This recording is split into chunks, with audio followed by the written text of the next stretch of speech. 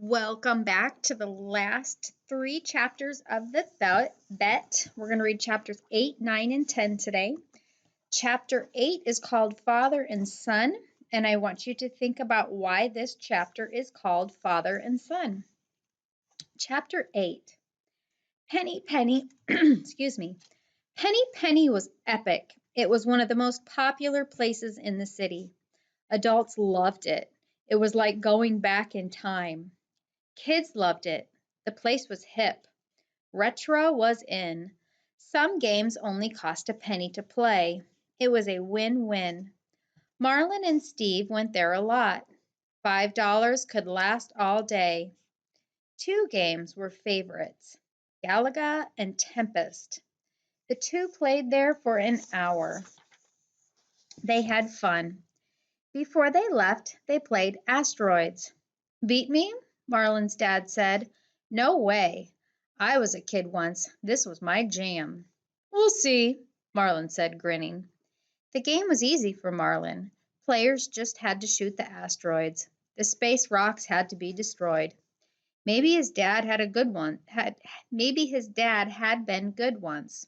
Not now. Marlin easily beat him. It was time for lunch. The two went to In-N-Out Burger. As usual, the place was packed. Marlin always got a combo, a burger, fries, and a fountain drink. Delicious. He ate his food. There was talk about going to the movies. Saturday was going all right. He was doing fine without Steve. Then some kids came in. There were 3 of them. They were laughing. Were they best friend? It seemed like it. Where were their parents? You okay, Marlin? You okay? Marlin's dad asked. Marlin's stomach started to hurt. He realized he missed his best friend. This fight could not be the end. I was just thinking about Marlin. I was just thinking about something. Marlin ate a fry. Steve? Marlin nodded. I lost a best friend once. His dad took a bite of hamburger. Did you ever get him back? Yeah. His dad took a sip of his drink. It took a while. I let things go too long. We had a fight. I don't even remember why. One of us should have said sorry sooner. Were you wrong? Marlin thought about the boost. He had been wrong. There had been rules. He broke them. Even though it didn't seem like a big deal, at least not to him. Steve had flipped out, and that bothered him. His reaction was harsh. He acted like Marlin was an awful person. Marlin felt terrible. It doesn't matter who was wrong. His dad looked serious. I should have just said I was sorry. You need good friends. It's better than having no friends at all. They continued to eat. It felt right to hang out with his dad. Marlin liked hearing about when his dad was a kid. His dad enjoyed hearing about his son's life. They talked more. Then Marlin knew what he needed to do. So take just a minute now. Think again. Why was this chapter called Father and Son?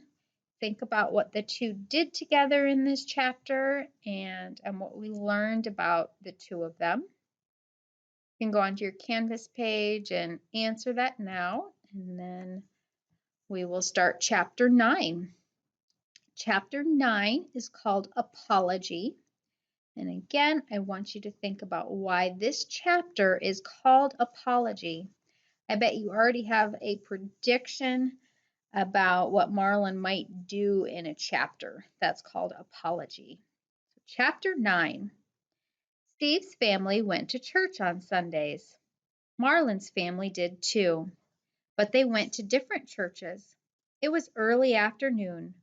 Marlin went over to Steve's house. What if he's not home? He wouldn't be able to say sorry. Marlin would have to do it at school. That would be tough. There would be so many more kids around. He hoped that Steve accepted his apology. Then it would be okay. If he didn't, I just hope he's home, Marlin said out loud. What if Clark and Doug are there? Marlin kept walking. Stop it! Stop thinking! If he kept obsessing, he would turn around. Remember, you're continuing to think about why this chapter is called Apology. Hey! Steve smiled when he answered the door. He lived in a two-story house, too. It was white with a black roof. Steve's mom loved roses, but only white roses. The flowers matched the house. Marlin was surprised. Steve was home. Nobody else was there, and he had a smile when he saw him. "Hi," Marlin said. They stood there for a moment, awkward. Marlin felt weird. Steve was his best friend. Why was he so nervous talking to him? "What's up?" Steve asked. "You get to level 80 yet?" "Nah," Marlin said with a laugh. "I can't get past level 42. "I got stuck on level 43, Steve said. "You have any idea how to kill those crazy bats? The ones with 2 sets of wings?" "Won't the arrows kill them?" Marlin asked. It was strange. Marlin hadn't apologized. Still, they were talking like normal, like best friends. Marlin had wanted to talk with Steve. It sounded like Steve had wanted to talk with him, too. "They won't," Steve said. "Kill them, I mean." "Oh, I think they have to be flaming arrows." "Oh." There was silence again. "Hey, Steve. Um, Sorry about cheating the other day." "It's cool. I think I may have overreacted. It's just I'd never done that well in the game." "Yeah? Well, you're my best friend," Marlin said. "I made you a promise. I should have kept it." Marlin extended his hand, and Steve shook it. "Whatever," Steve said. "I know how much you love gaming." "Yes, but your friendship is more important." Marlin felt a lot better. It was like a weight had been lifted. Now things could be normal again. "So what are you doing today?" Steve asked. "Nothing." "You want to play Clan?" "Sure," Marlin said. "Only this time let's play on your Xbox." "Cool." All right, so that's the end of chapter 9, Apology. So in your Canvas page, again, let me know why you think chapter 9 is called Apology. What details in that chapter kind of told about the apology. And then I'll start chapter 10.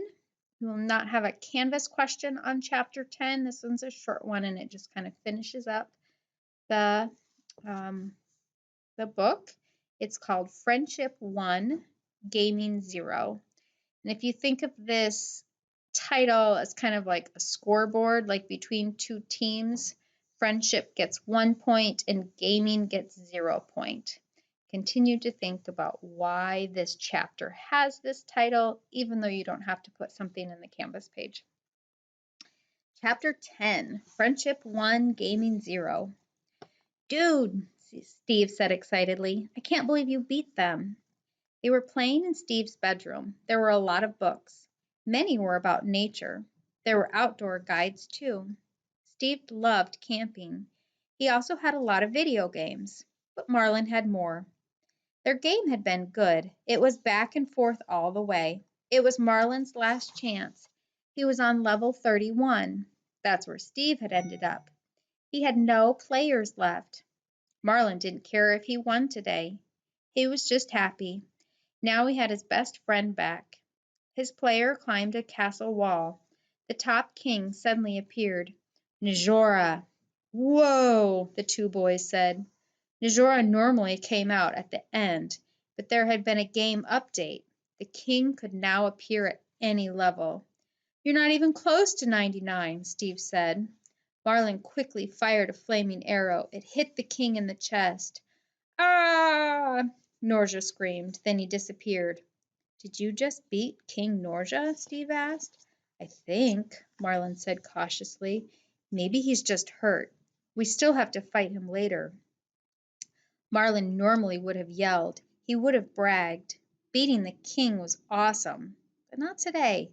Steve had already lost the game. He didn't want to make his friend feel bad. He put down the controller. "What are you doing?" Steve asked. "You're still playing." "I know," Marlin said, "but it's only a game." We can always play it. You want to ride bikes or something? The two hadn't talked for almost a week. Marlin didn't want to spend more time inside. "But what about your game?" Steve asked. "Maybe later. It's not going anywhere." Marlin stood up. "Did you bring your bike?" Steve turned off the TV. He left his Xbox on, though, just in case. "No," Marlin said. "Let's grab yours. We'll go get mine." "Okay." They went to the garage. Steve got his black bike. Marlin sat on the handlebars and they rode down the street. "Don't go too fast," Marlin said.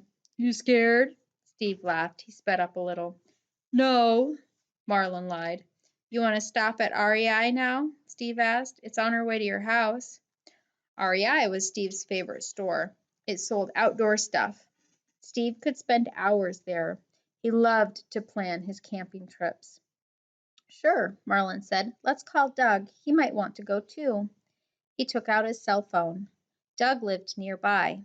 "Don't drop your phone," Steve said. "I got this," Marlin said. They rode down the street. The two talked and laughed. Marlin felt good. He had made a mistake. More importantly, he had owned it. He apologized. The two boys were best friends again. All right, make sure you answer those two questions for chapter 8 and 9 about why they have the titles that they do. And thank you very much. I hope you enjoyed the bet.